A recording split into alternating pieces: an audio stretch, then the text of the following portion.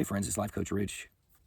Coming to you now to talk about if you get to God allowed me and my wife to grow a business and we sold it as a service business and we sold it in 2023.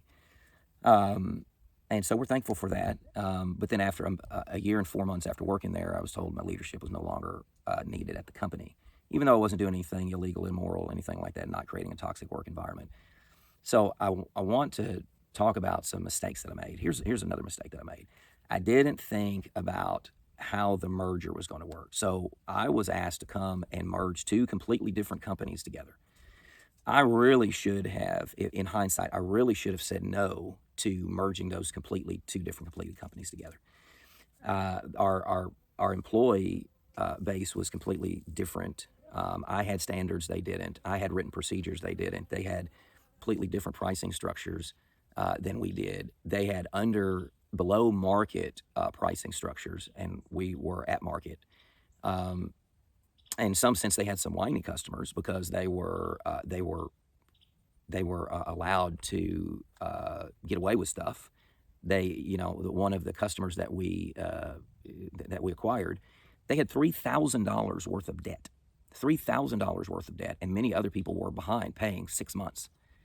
Why are you doing service for people that don't pay their bills regularly? Um, so all of these vastly different things related to our companies. They're two completely different companies.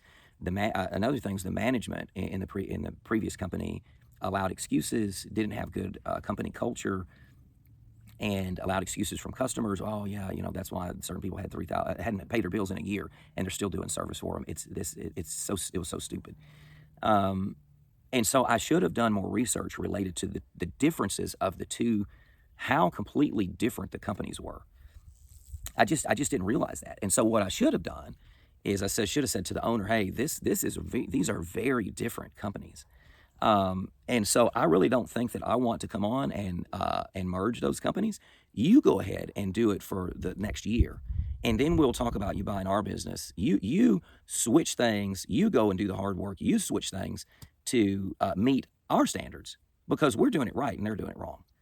Um, so you go ahead and deal with that merger for the next year, and then you get back with me next year. I'll check in on your status, and so then I can come on after you've already gotten rid of all the bad people. You've already made all the changes that need to be. Here's what I'd recommend: you change it to this, and you change this. Here's this, and here's this, and here's this. Here's these things that you go ahead and do that.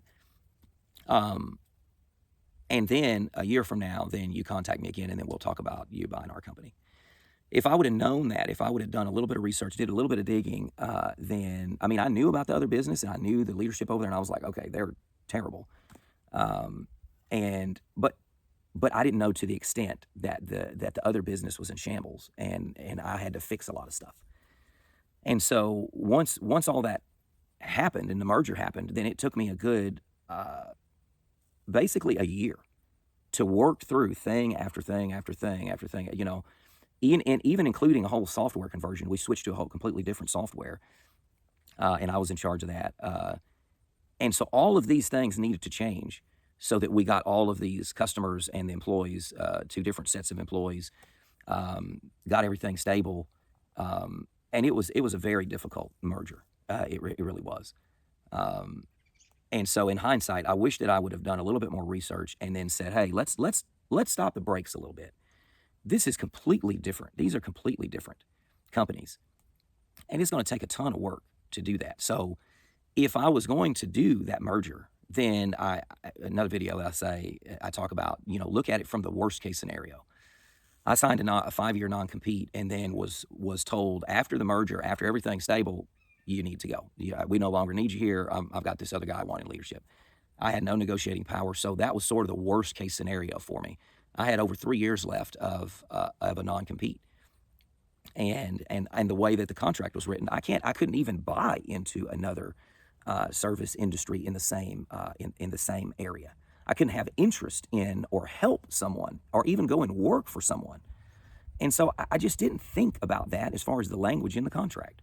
And so I was naive in that respect. So I want to try to make some business lessons videos. What did I learn?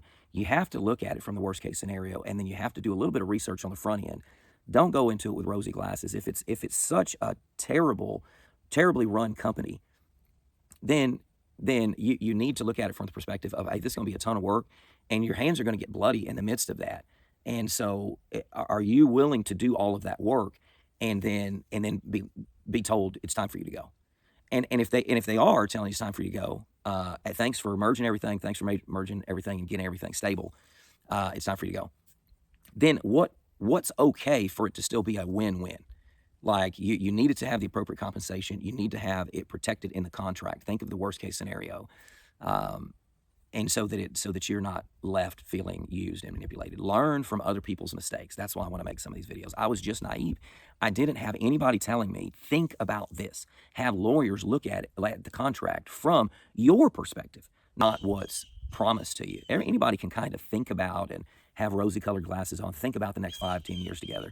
But that 5 or 10 years, if you're an at-will employee, you're just a normal employee just like everybody else. It's completely not guaranteed. No matter how much that you think that, oh man, this is going to be awesome, you're just excited right now. Think about it from the worst case scenario, and then so that you're still okay if the worst case scenario happened.